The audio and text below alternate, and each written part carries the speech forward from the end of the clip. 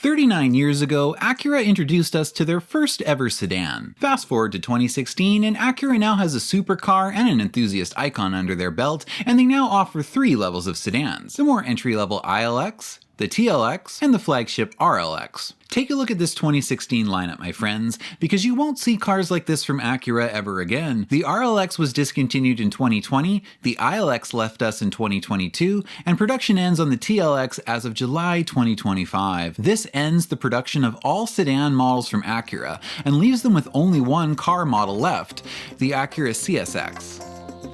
Oh, I mean Integra. Oops. With sedans now a thing of Acura's past, and their future full of soccer mom SUVs and nostalgic name recognition marketing, I know what that is! Let's take a look back at the last time Acura had a full lineup of sedans, and go through in detail each one of them: the ILX, the TLX, and the RLX. The ILX joined Acura's lineup for the 2013 model year as their entry-level model. In Canada, the ILX replaces the CSX, which was a Canadian market-only model, essentially a fancy Acura version of the 8th gen Civic. The styling for the ILX was fairly conservative, but it looks alright. While the ILX is based off the 9th gen Civic platform, the uninitiated would likely never know. They did a really good job of giving the ILX its own look and vibe inside and out. Now, originally there were actually 3 distinct models of the ILX, each with its own powertrain. There was a hybrid model, which I'll get out of the way first, but it wasn't very popular and they only sold about 2,600 of them. It was powered by a 1.5 liter L-series based engine paired with an electric motor, using Honda's IMA system.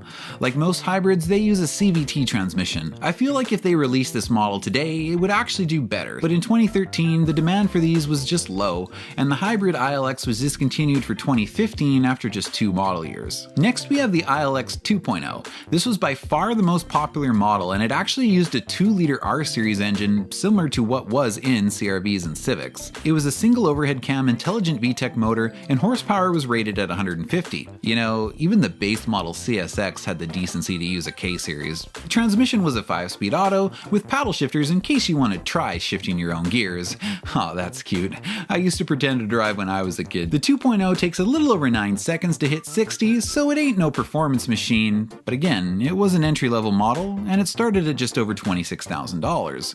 It was marketed towards college graduates and young professionals, like the TSX had been. It was intended to get young professionals to buy into the Acura brand, and then perhaps later upgrading to the TLX or even RLX as their income scales. Some of the standard features on the ILX 2.0 included dual-zone automatic climate control, keyless entry, a 6-speaker audio system with Bluetooth and a USB input, a 5-inch infotainment display screen, a power moonroof, and automatic projector beam headlights. An available premium package adds leather interior with heated front seats, an upgraded 7-speaker sound system, a rear-view camera, an 8-way power adjustable driver's seat, Xeon HID headlights, standard fog lights, and 17-inch alloy wheels. Above that you could get the technology package, which would give you an 8-inch infotainment display with navigation, real-time traffic and weather, a further upgraded 10-speaker audio system, and GPS-linked solar sensing for the climate system, so you wouldn't have to reach all the way over and adjust your temperature knob every time the sun angle changed inside the cabin.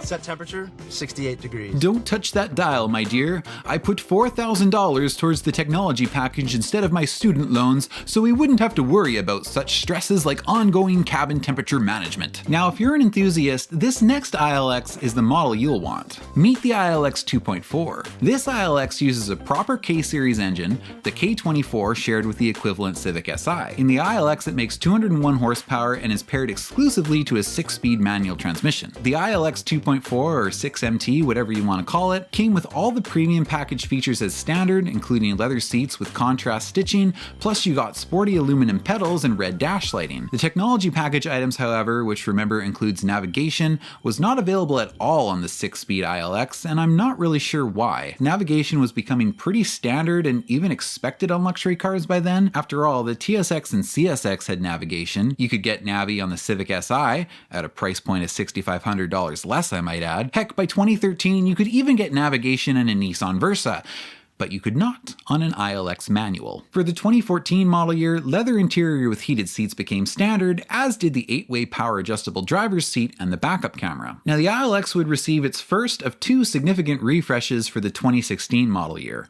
On the outside, there's a more modern looking front fascia with Acura's new jewel-eyed LED headlights and an updated corporate grille. There's new taillights, new wheels, and all around the updated ILX has a more modern look to it, and I actually think it looks pretty good. Here's the bad news though. The ILX manual was discontinued due to low sales. Very low sales. They sold 2,786 manual ILXs to be exact, which means they barely outsold the hybrid. Honestly, by the 2010s, people were just losing interest in driving manuals. In fact, it was becoming common for younger people to not even know how to drive manuals, and the speed at which dual clutch transmissions shifted now exceeded human capabilities, narrowing the niche of car enthusiasts that still wanted to pedal under their left foot. It's not all bad news though.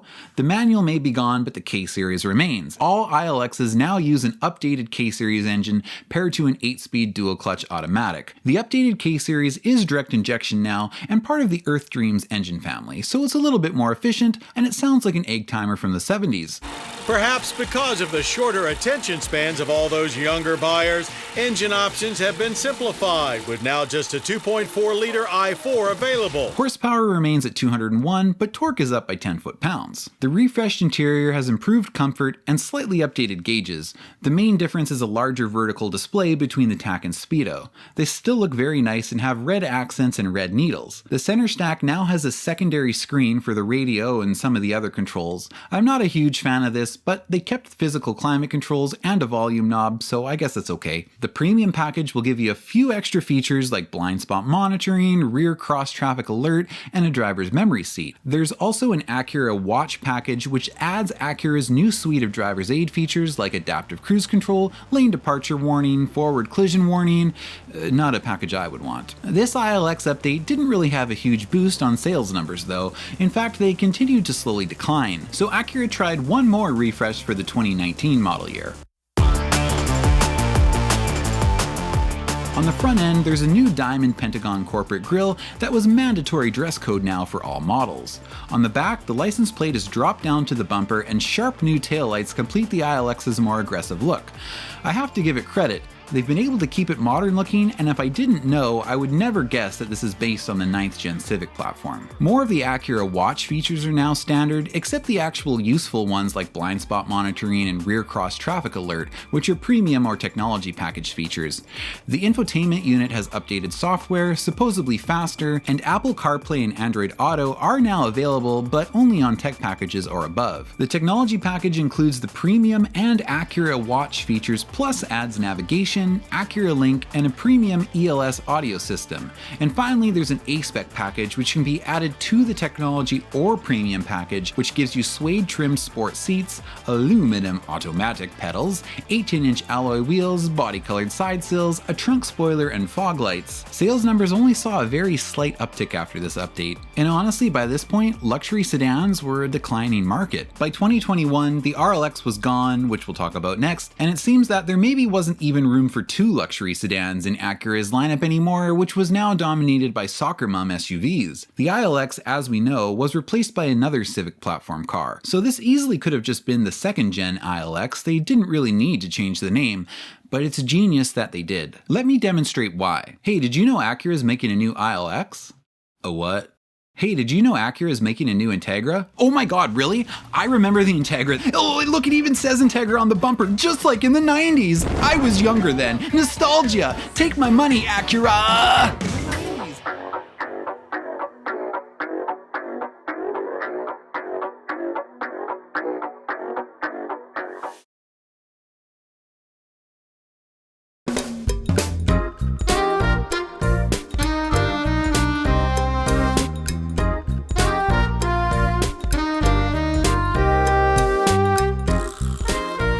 sale in March of 2013 for the 2014 model year, the RLX replaced the RL as Acura's flagship sedan.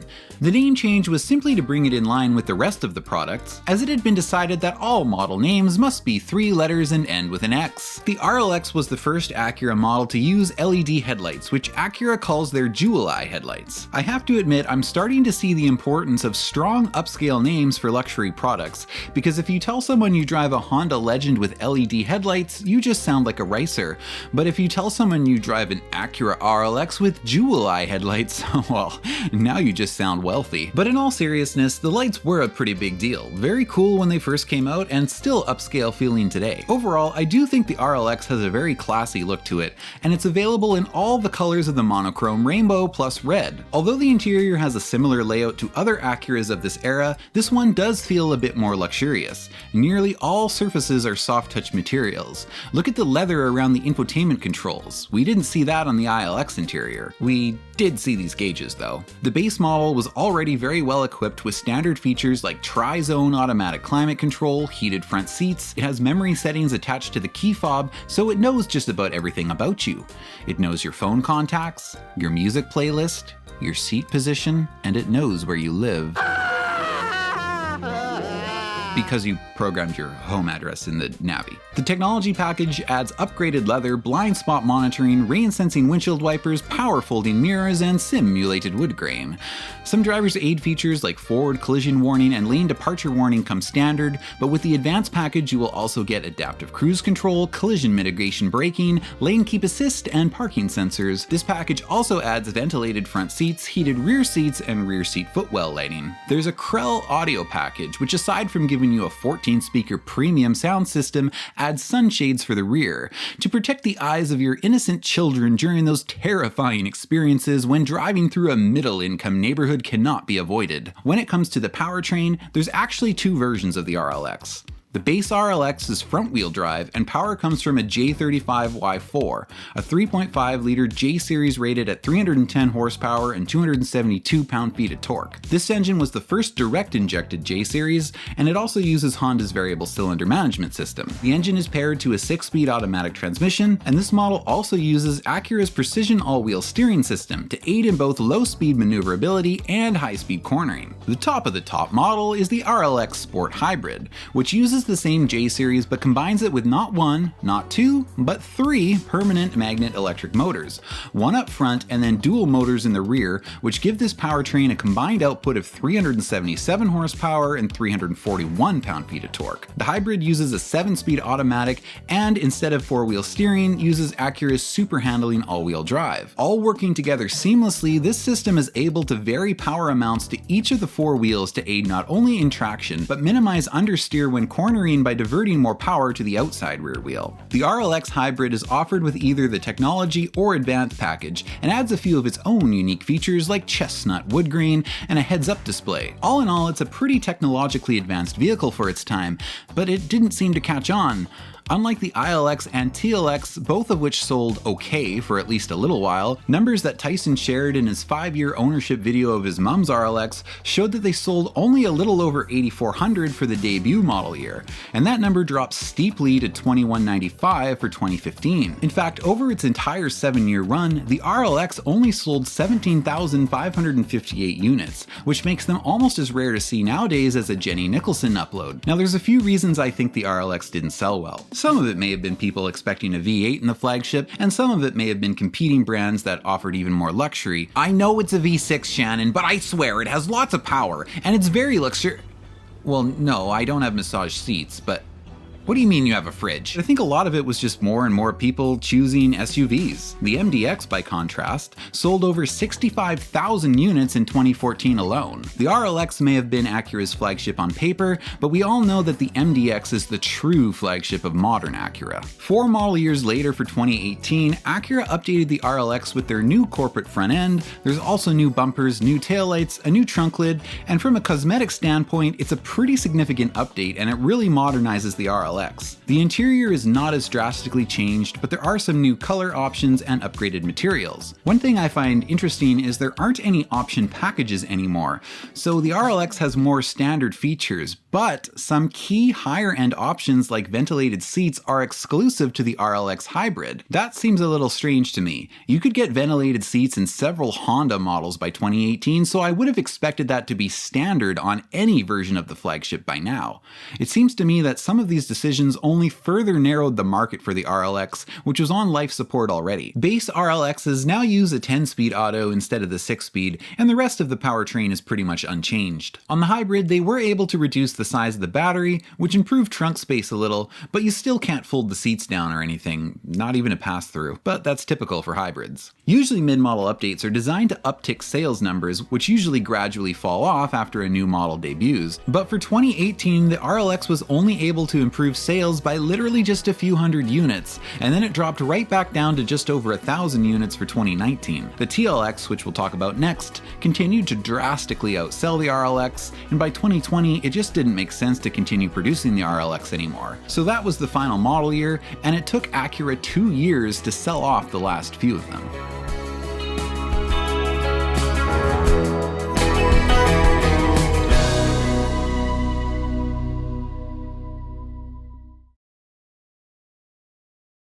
The TLX, which joins the lineup for the 2015 model year, comes in both 4-cylinder and V6 versions, so it essentially replaces both the TL and the TSX, giving Acura a new streamlined 3-sedan lineup. The 4-cylinder model is powered by the K24W7, a direct-injected K-series rated at 206 horsepower and 182 pound-feet of torque.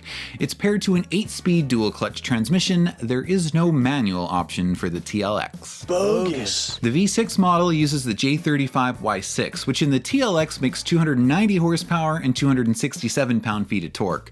This J-series is the one that is shared with all the Honda models of the era, the Pilot, the Ridgeline, Odyssey, Passport, and like those models, it's unfortunately a victim of the connecting rod recall. The transmission on the V6 is the 9-speed. 4-cylinder models are front-wheel drive, while V6s can be optioned with super handling all-wheel drive. Models that are not equipped with super handling all-wheel drive get Acura's precision 4-wheel steering system instead. All-wheel drive models also get auto idle stop, the worst fuel-saving feature in automotive history. So between that, the conrod bearing recall, and the 9-speed, just give me the 4-cylinder TLX, please. TLXs have 4 different driving modes: economy, normal, sport, and sport plus. I had to laugh at the brochure, which quotes the reason that one might put the TLX in econ mode as, "I don't feel like stopping for gas today, so the TLX will keep the engine speed more consistent and dial back the climate control." Right, and I just don't have time to buy a beach house, but otherwise I totally would, ladies. I have the money, I swear. The front end looks predictable, since it does have a strict dress code to adhere to. Overall, it's a nice looking car, but we can tell the days of differentiated styling between models are coming to an end. The interior is also pretty familiar looking, very similar to the RLX, but with different materials and finishes that make it look a little bit more sporty rather than expensive. Again, we have the same gauge cluster, but at least it's a nice analog one. Standard features on the TLX are plentiful and include dual zone automatic climate control, rear climate vents, heated front seats, a backup camera, power moonroof, all the usual stuff. The technology package added features like navigation, Acura Link, forward collision warning, blind spot monitoring, lane departure warning, upgraded perforated leather, and rain sensing windshield wipers. The top advanced package includes collision mitigation braking, adaptive cruise control, and ventilated front seats. The mid-model run refresh came for the 2018 model year, and like the other 2 sedans, it gets pretty much the same cosmetic update to adhere to Acura's new image. Also like the other 2 models, changes to the interior were a lot more subtle. The powertrain was not updated, but they did make super handling all-wheel drive available on all V6 models, where previously it could only be paired with technology or advanced packages. The advanced package now includes ventilated seats, heated rear seats on V6 models, as well as parking sensors, power folding mirrors, and a 360-degree camera system. A top-of-the-line A-spec trim was added for V6 models, which gives the TLX some unique sportier styling features including a matte black grille with darker chrome trim, exclusive 19-inch wheels, smoked taillight lenses, and 4-inch dual exhaust. Inside, the a-spec has more bolstering on the front seats, as well as interior LED pipe lighting, power folding mirrors, the 360-degree camera, and a heated windshield. There are two a-spec specific interior color schemes, black with Alcantara or red leather. After the RLX was cancelled in 2020, the TLX became the top dog sedan, and for 2021 it was redesigned on its own platform and entered its second generation. Yeah, this one actually got 2 generations.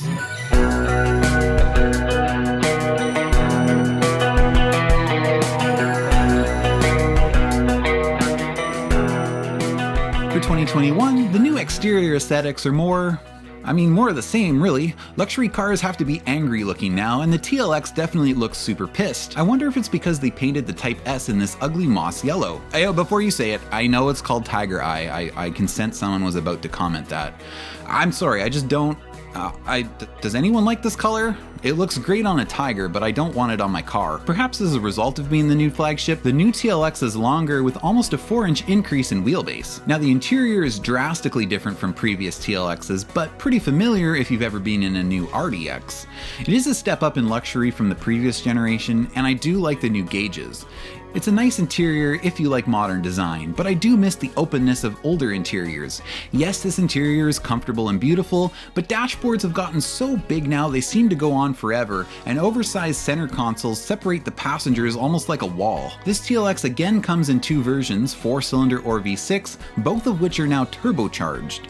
The 4-cylinder uses the K20C6, part of the same engine family as the RDX and Civic Type R, and in the TLX it makes 272 horsepower and 280 pound-feet of torque. But if that's not enough power for you, the V6 model, now called the TLX Type S, is powered by a 3-liter turbo shared with the MDX Type S, and it puts out 355 horsepower and 354 pound-feet of torque. Type S models get 4-piston Brembo brakes and an exhaust system that can alter its tone based on the selected drive mode, of which there are still 4, but Econ mode has been strategically renamed to Comfort. All of the Acura Watch driver's aid features are standard across all trims now. The technology package adds a wireless charging pad in case you want your phone to charge super slow for some reason, and ventilated seats come in either the a-spec or advanced packages. Heads-up display is added to the advanced package. Remote start is now standard on advanced and Type S models. One last update for the TLX in 2024 simplified it down to 3 models: Technology and a-spec trims, which both use the Turbo 4, and one Type S trim with the 3-liter. Exterior changes are subtle, the diamond pentagon grille is now frameless, and there are new colors and wheels. Inside there's a larger infotainment screen, and they replaced the stylish analog gauges with a lame digital screen. It didn't really matter though, no one was buying the TLX anymore. Sales numbers dropped for 2024 down to less than half of what they had been for 2023, which already wasn't very good. And as of this July, production of the TLX has ended, with 2025 as the final model year. Acura is now officially a soccer mom SUV brand, selling 3 SUVs, 1 rebranded Cadillac, and 1 nostalgic hatchback.